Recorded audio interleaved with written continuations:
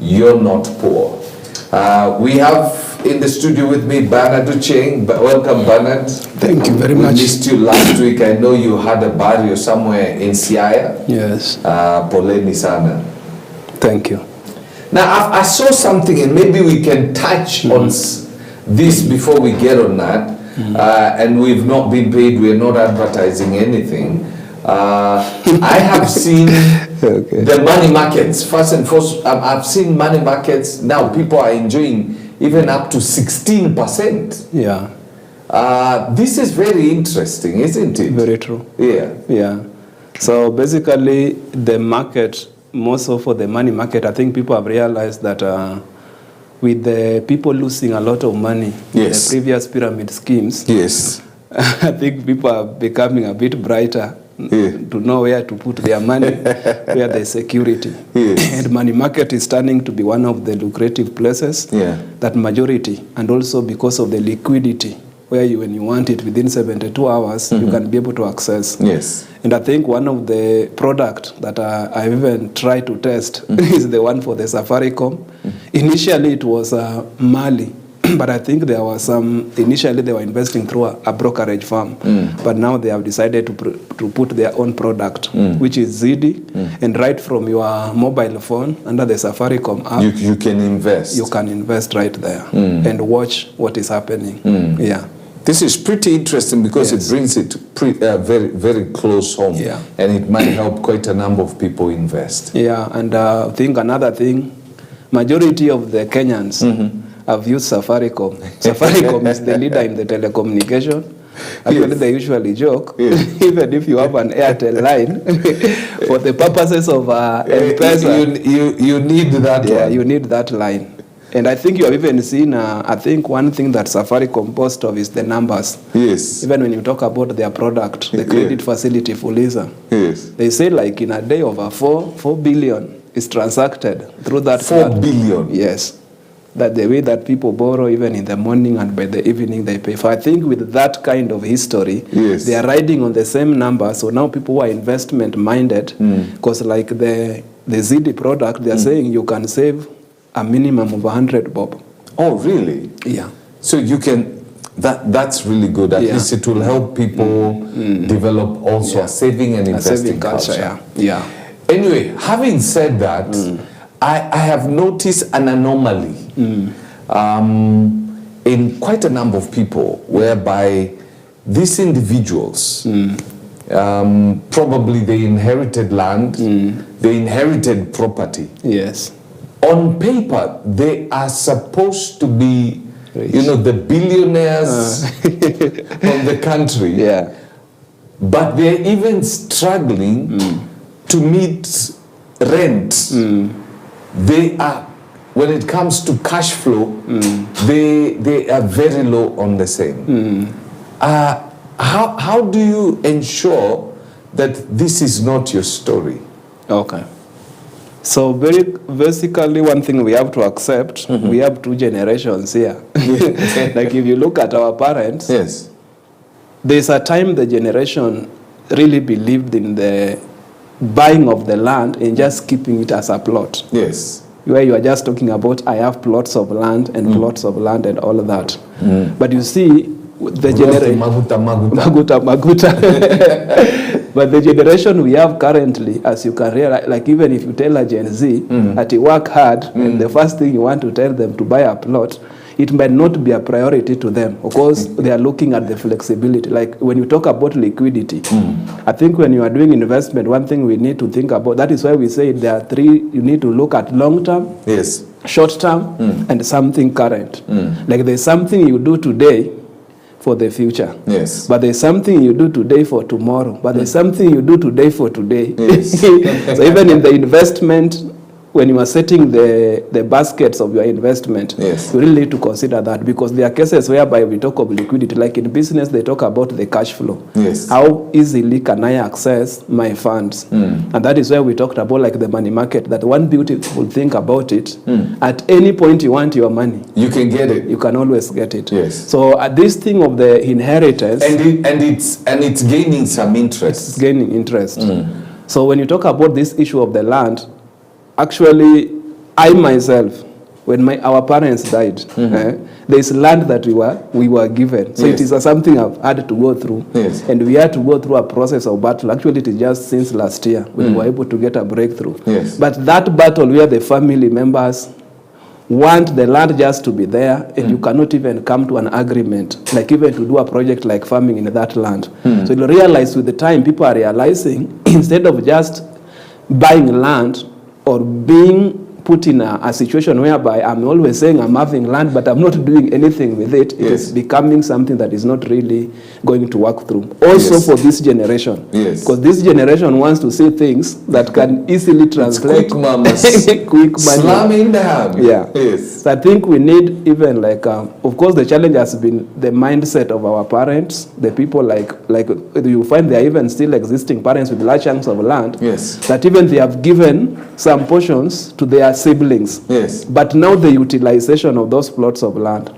So you realize if you have got big chunks of land, instead of just leaving it there, it is good to think up on how either to dispose part of it to do development, or to do projects like farming in that land that could generate some income. But just leaving it as a plot might not be able to help you. Let me capture one of the things you're saying. You're saying there are things we are supposed to do today for the future. Yeah, there's something we do today for tomorrow. Yes. And there are things we do today for today. For today. Like we have to eat today, right? Yes. So at any given time, you have to look at what am I doing for tomorrow? Yeah. What am I doing for what am I doing for the future? Yes. What am I doing for tomorrow? And what am I doing for today? Yeah. Yes. Because let me relate it well with the family setup. As a man. Yes. As a man, you are required to be the priest of the house. Yes. You are required to be the provider, and you are required to be the security. Yes. So at any point as a man, I don't know in your house, but always the father. Yes. You can be asked for anything. People wake up and say, we want to eat breakfast. Yes. If money was not there, we want money to do this and that. Yes. So that tells you at any point, and they don't know. Like you have just woken up, all of you are sleeping, but they are talking like if you are working over the night. Yes. So that tells you they expect you to have some cash flow at that particular point. Then there are things that are planned for short, like the other time we talked about short-term things within 3 to 6 months, whereby, like usually they joke when you lose your job, have you saved like 6 months of your current income that before you get another source of income can be able to cushion you. So we just need to make sure that when we are having our asset portfolios, like even the properties and all of that, they should be things, or we are in a position to trade them to be able to access facility. And even if it is land, it should be in a place. For example, people talk about land, but if you were to sell it, for example, they have never completed even transaction of the title. Yes. So even if you were to sell it today, the process, it is still in a state that is not able to be traded for the cash flow. So you find people with a plot, but even they were bought long term, but they have never been fully processed to have the documents that can now be used for trade. Like usually even when you are looking for loans, they will ask you for the title deed. So what we are trying to say here, if you have got plots of land, so for it to benefit you, you must put it in such a way that you can use it to seize other opportunities. You can utilize it immediately. If it was transferred, I mean, if it was given to you, get a title, an ownership document that you can be able to access credit in the bank or any other facility, meaning convert it from your old man to yourself. If you have any sort of asset, that can help you be able to access funds. Very true. Yes. Yeah. Because if it is not in that state, that it means it will just be a community land. We just say we have land like that. Yes. And I think there's something that I've discovered. Of course, even with me, it has become as a realization. Majority of us, you see this town, Nairobi, people are really struggling. Yes. And I was just joking with another person, I've realized the same knowledge I've acquired here. I grew up in the rural areas. And I grew up in a farm. And I've been thinking, sometimes I thought, there's some water there. You find people are wasting a lot of time here. And if you go they're back, wasting a lot of time in the city. In the city. Yes. And maybe at home, you have got big chunk of land that if you just decide like to do farming, for example, the income you will get is more than what you are getting here. Also remember, in the city, almost everything is spending. Yeah, true. The moment you leave your house, everything is money. Yes.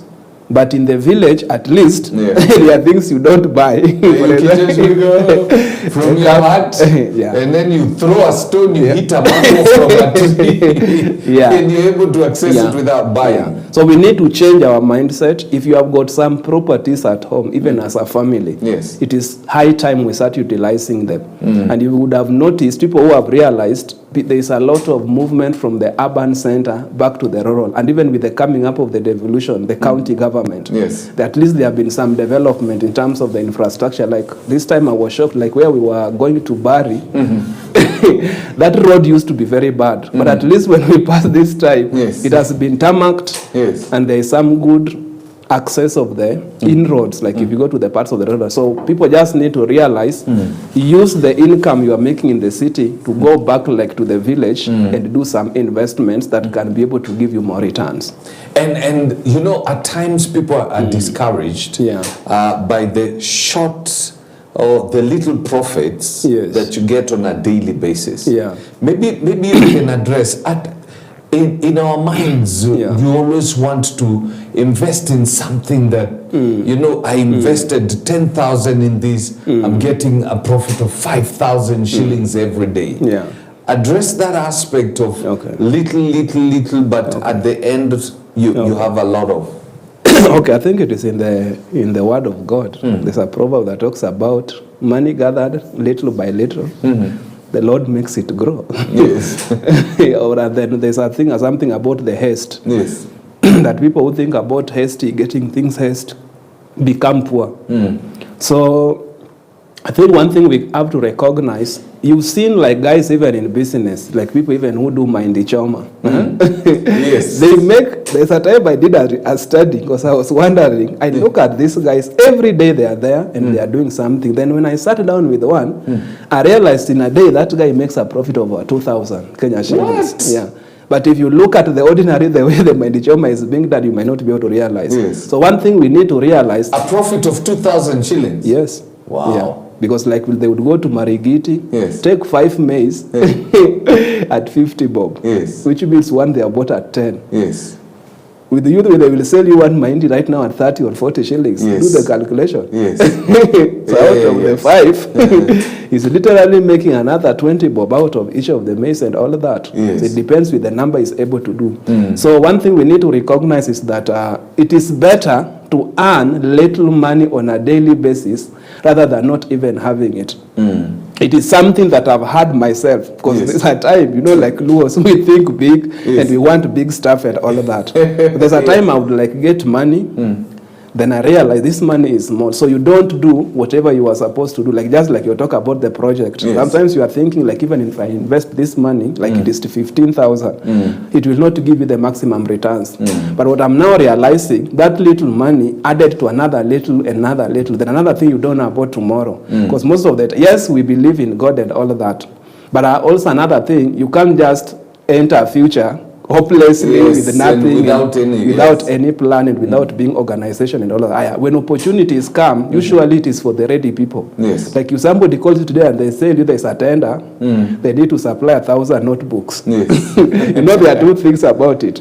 Number one, you can be given the tender, but are you having the ability to be able to supply that tender? So we need to realize the little stuff we do, or the little income we earn, which it is added. Like if there's no 1 shilling, we don't have 1,000 bob. I've always laughed at Butter. Their products are 99. So one day I was joking with them when I'm buying the shoes and telling them, are you going to give you the 1 shilling back? And they are like, no, we don't give it back. Then I told him, 1 million people have walked here. You have 1 million Kenya shillings because of the 1 shilling discount you purport to be giving. So there's power in the little. And the other time we talked about life is a process. There's that gradual movement. In most cases, we don't get it at once. But at least it comes in installments. And that is, with me, to talk of personal, it has taken me at all order to agree. because my mind had been thinking like I want to do something. I wait until I gather everything. Yes. But you see, there's that perspective of I've gotten like 10. Can I run and do this and this? Then when I get this one, I do that. By doing that, you will be growing and progressing rather than waiting for everything to be like 100,000 is when you do it. Actually, there's a scripture in Ecclesiastes that says, he who observes the wind will not sow. Yeah. And he who observes the clouds will not harvest. Yes. So when we are waiting for the perfect environment, perfect condition for us to do something, that will never come. It will never come, yeah. Like now, take for instance, and we'll use an example of this this facility that is readily available, and I'll talk to Safaricom. They have to pay for this. It's on your phone. Yes. You can literally be able to take, you're saying you can invest as little as 100. It's 100, Bob, yeah. You can even take 500, put it, lock it, forget about it. Yeah. Then again, you get some money, you take it, put it, add it, add it. Yeah. So the more you add, it's a sort of saving at the same time, it's an investment. Yes. And I believe there's no limit to what you can put here. No. Yes. It is as big as you are able. Of course, the thing is about starting, opening the account. Of course, the minimum you start with is 100. But like, for example, you can even have a goal that on a weekly basis, I'm putting this amount of money into it and all of that. So inside it, once you put the money, there are two options. You can either leave the fund or you can lock it. Yes. When you lock it, it means at any point you cannot access it. You have to request for it to be unlocked. And that takes 72 hours for it again to be unlocked. But the beauty about it is that whether you lock it or not, it will still be earning interest. The locking aspect is just to make sure you don't touch it. Your investment is being protected from you. From you. You can't access it at any point. Yes. But I think it is a good product because most of the money market fund, there has been a minimum of 5,000, 1,000. Then another thing, the beauty about is this one is within the ecosystem of Safaricom and within the M-Pesa platform and all of that. And it does not have many, even the registration. Actually, when you just click on the ZD platform, it just asks you, do you want us to use the same details as the ones in the M-Pesa? So it makes even the registration and you immediately get a alert on your SMS, you have been registered. Then even when you deposit, it gives, just the way you get M-Pesa transactions, the same happens with that. So to me, it is a game changer because instead of even the people who had the question about the credibility of because there were a lot of organizations that were coming up with the money markets, and quite a number of people lost their money, because you know, people are just doing fishy business. Once they collect, then now sometimes they just say they get out of the market. You can't access it. We lost the money. So I think with the Safaricom, since people already have the credibility with it, it is a safer platform compared to other platforms. Now, one of the other things that I was listening to a gentleman, and when it comes to also shares, and what he was saying, look at what you use on a daily basis. Yes. And preferably buy the shares of a company that you use or whose, you know, services or products used daily, because by doing that you will be investing in yourself. And this guy says, he says, like, he's from the States, he says he has bought shares of Nike. The clothing, Yes. Because he wears Nikes, he buys Nikes, and says, every time I buy Nike, I know I am investing in my shares there. Yes. And says like iPhones and all that kind of Coca-Cola. Yes. Buying shares in things that you use daily, because every time you use them, you're literally... It motivates you in a way. Kenya Power would probably be a good place to invest. And as we said, we are not advertising any of this company. We definitely will call them to see, to tell them you got to advertise here. We use power on a daily basis. Yes, yeah. So it will be, but do you agree with that principle? Actually, they say in life, it is easy, you know, when you are passionate about things, you build mantras, or you build like what we call reminders or pointers. Like what the guy is trying to tell you, like when he puts on the Nike shirt or the Nike sportswear and all that, and he has bought the shares, is when the share goes up because of the, because well, actually when you, what this is the ordinary thing, when you buy shares in a company, what happens? They collect the capital and they invest it in the infrastructure of the company. So it means when your money is invested well and you see the share price going up, it means your money has been used well. So I concur with that analogy. And then even we are talking about the Kenya power. But this is something you use on a daily basis. And even when you talk about like Safaricom, we communicate the airtime and all of that. So you see, when you buy something that you are on a daily basis, your eyes is on it. And you are able to monitor and even see what is happening. And then another thing, it will be like a reminder. Anytime like you're buying token, you know, even with us, I have shares. I'm investing. In myself. Very true. Like you see, even there's which MP? There's one of these MP that is as the Dindinyoro. I think he got it right. I think it's one of the places that he has grown his money. Like the other time was his shares has reached over 45 million. Actually, not 45, because initially I think he had shares at Kenya Power worth 30 million, and then immediately the Kenya Power started doing well. It's gone to over 200 million. Yeah. So it's great investing in such things. Very true. And then you can you be able to get loans from your shares? Because I'm looking at I'm looking at, take for instance, Bernard is the one who had the 200 million shares now at Kenya Power and Lighting. Now I'm looking for a credit facility of say around 10 million shillings. It's allowed. I can go to the bank and use this. There's what we call collateral, paper collateral. You see, like what they do when you look at your net worth, usually they look in terms of investment. Like there's part of saving and the money you've invested, like shares and stocks you have invested. Now under stocks and shares, usually they look what they call, there's what we call the paper value. Like if they look today, you have got 200 million shares and one share is 1 shilling. So they calculate on that day the value of your shares. So if you are looking for a facility, and even the same applies like with even life policies, like even insurance, like you have been saving the ones that mature in 10 years. So usually they look at the maturity value and the money you have already saved, if it can compare with the facility.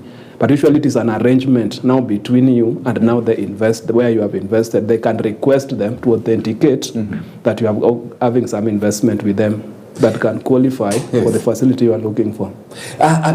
Maybe you can elaborate a little bit on this, because in the conversation I was listening to, you're not charged tax on facilities that you borrow from something like your shares. Because I was listening to the story of Elon Musk. Elon Musk is worth hundreds of billions.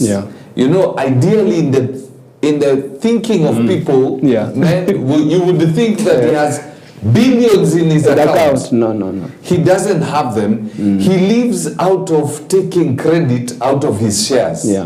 So that, and he's not, so it becomes a cheaper way of accessing credit. Even the way he bought the former Twitter. It was not money in his own pocket.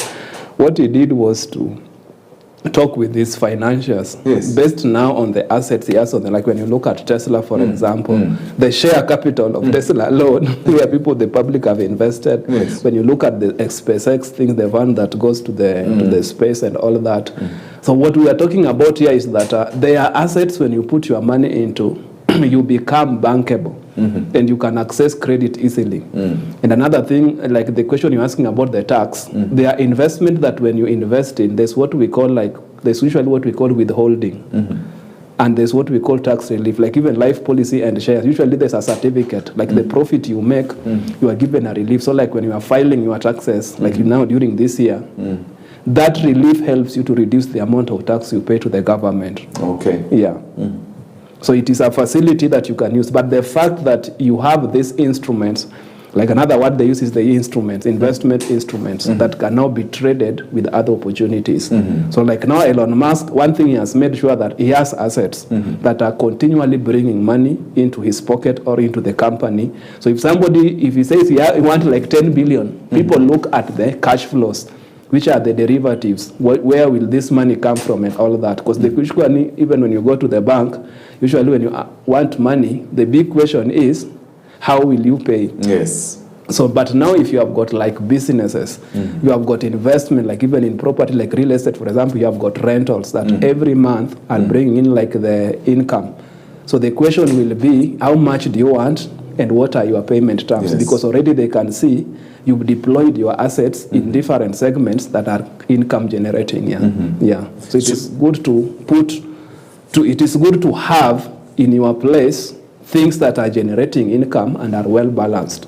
So this is better than borrowing from the bank, right? Yes. It gives you good rates. Like when you talk about the rates, you see, like if you are to go direct to get like there's what we call a commercial loan. Yes. And then now here we are talking about the paper. Yes. Even like another thing I told, even if you want to finance your company, for example, instead of going to the bank, you could look for investors, private way, whom you now negotiate the rate at which you want them to give you money and all of that. So it gives you the upper hand in terms of negotiation, the rate, and also even the time frame where you deal with that money. That's pretty interesting. I think there's a lot of education on finances and the money world, the wealth world that people really need to be taught, so that they're able to basically become wealthy and keep their wealth. Like one of the things that I've noticed that wealthy people are doing right now is setting up, I think it's trusts or foundations. So that now, if your father, if your father is bequeathing you with his assets, instead of them coming onto you and you having to pay the capital gain tax, you put them either under a foundation or a trust. Beneficiaries. Yes, and you become beneficiaries of these facilities. And the banks cannot touch this. Maybe you can speak a little bit on that. So if you look at most of the big corporations and companies or even organizations, at some point, even for them to do CSR, like corporate social responsibility or philanthropic work or giving back to the society, they form what we call a trust. And basically what a trust means is that there are some chunk amount of money that are supposed to be under custodian, like there's what we call custodial or management. Even Safaricom has done them through their foundation. But it is better in that way because at that point you employ professionals who would do research. Like even if you are doing a project in the community, like let's say you are setting a school for the community to benefit, but the way it is done in a professional way, and then now the beneficiaries. Like you see in most of the big families, like the rich families, there has been wrangles. Like even like you've heard of even the late politicians who died with a lot of money. Even like you go to town, there are a lot of properties. So at some point there's those wars and all of that. So people have discovered the best way, instead of leaving the children to fight, why don't we form a platform like now a foundation, which will still be touching the community, but even the siblings are brought on board as beneficiaries. So as this thing, instead of just taking like 10 million and giving to the children, which most of the time they misuse it, they don't like, because they don't have that, they have not calculated the discipline of investing and growing it. So they have heard it is a better way of disposing and even releasing wealth to the next generation, rather than just one time and all that. So you set up a trust. Yes. And then you put the management. You put up management. Yeah. If I want to put up one, take for instance, I want to hand over assets that Yes. I own to my children. Yes. And at the same time benefit when I'm still alive with Yeah. my wife. Yes. You set up, is it a trust or a foundation? You set up a trust. Yeah. And then you become, all of you become beneficiaries Yeah. of the trust. Yes. Whatever assets you own, they are owned by the trust, not by you, but enjoyed by you. Enjoyed by you. You become like they are members. They're just like in a company we have got directors and shareholders. So like in the trust we talk about the members. Is the word used for all the members. So when The you members. the members, Yes. then there's now the beneficiaries, the people like now you are appointing out of the outcome. Like what usually even the trust would do, they will even take a big chunk of money and put in an investment like money packet.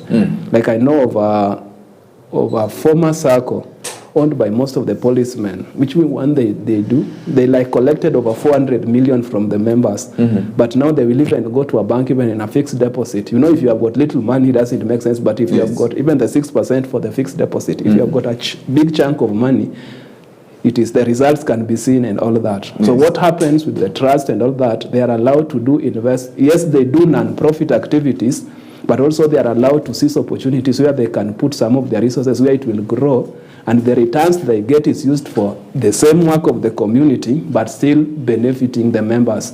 So if you are like now the family you're talking about, the children and you as parents or the founders are put as the beneficiaries. So you benefit. You can even be put like under the staff who every month as salaries are being paid, you are also considered as part of the beneficiary. Yes. And that makes sure the longevity. It continues to work rather than one-time thing. It is something that is continuously growing and also supporting the family next to the next generation. I think one of the things that we'll be talking about in the future, but you'll touch a little bit on that, also on that trust, because I see a situation whereby Africans, we don't think so much about creating generational wealth, whereby what I am working for today, I am not even working for my kids, I'm working for my children's children. Yeah. So that I'm thinking that long term. Yeah. Obviously I will benefit today, but I'm thinking my two daughters, once they will have children, those children will have children. Yes. They should be able to say, thank God, our great-great-grandfather invested in this and put this, because a good man leaves an inheritance for his children's children. Yes. So I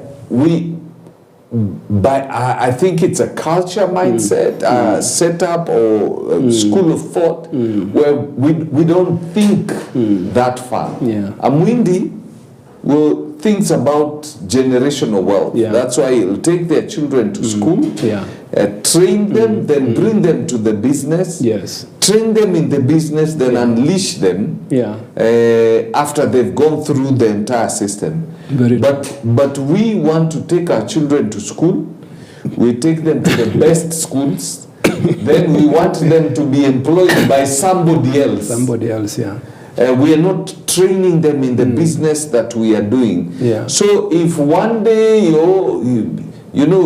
are unable to go to work, getting this child who's not gone through that system to take care of this, and that I guess is the reason why some of the supermarkets that have gone down the moment they grow to the peak, then they drop at once. And they go to the peak when the person who started it, the father, is there.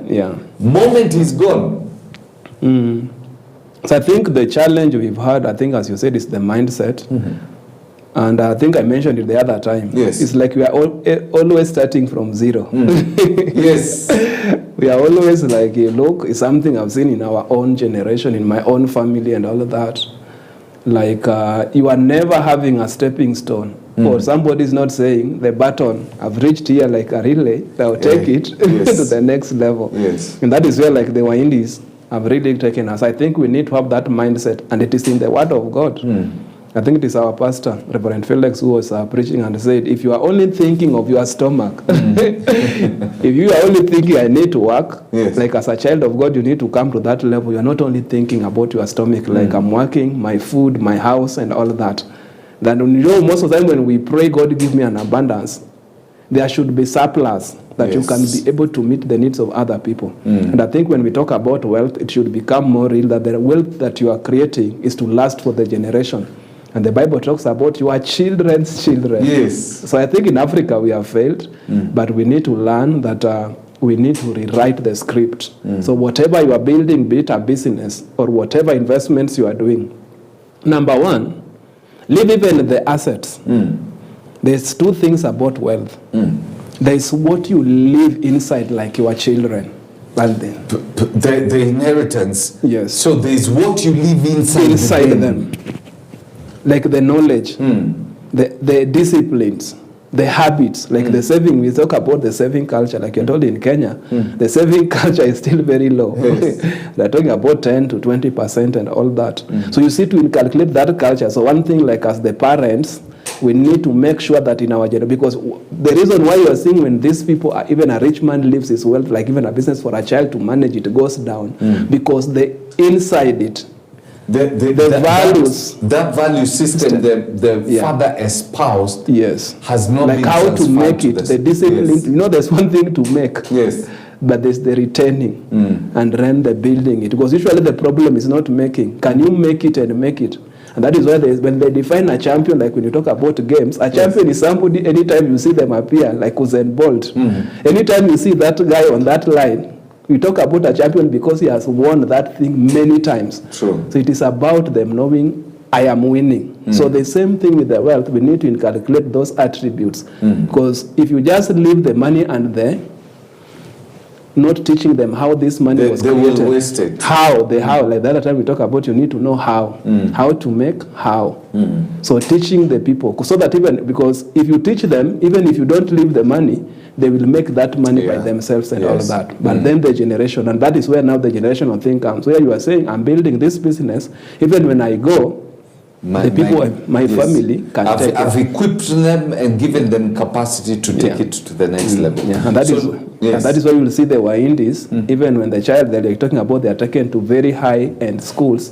But one thing, they make sure even the internship, they are brought back to the company to be able to learn the ins and out of the trade, so that when the parents are not there, they are able to pick it up to the next level. So next week, we'll talk about probably how to think generationally, businesses and investment. Yes, and the advantages of this, and why you need to bring your children into what you're doing. If you're a thug, don't bring your kids into it. So whatever it is that you're doing, your hustle, train your children into what you're doing. I used to have a friend. A lady friend. Her dad was one of the best gold traders in the world. I mean, in this country. He was trusted by so many people to handle their gold. He would go to Dubai, they would send him. And he gets huge profits, South Africa and all that. And one day I asked her, because at the time I think she was an intern in the communication industry, earning only, at the time probably she was earning around 20,000. And I asked her, why in the world do you hustle the way you hustle, yet your father, you can join your father, learn his trades, and gain trust of the people he's been trading with, so that the day your father sleeps, you continue. I'm hoping she took that advice. I am really hoping she took that advice. Because train your child. Let them walk the way you're walking. Let them learn what you're doing. And after all, all is said and done, when the day you'll not be there, they will be doing exactly that, what you are doing, yeah. and creating generational wealth. Yeah. So with that, we got to bring down the curtains on the show. I see it's already time. Remember, at 9 we have Your Faith. We'll be doing a lot of praying, so please join us at that time also. And then Manukato from 2 p.m. Do have yourself a lovely morning.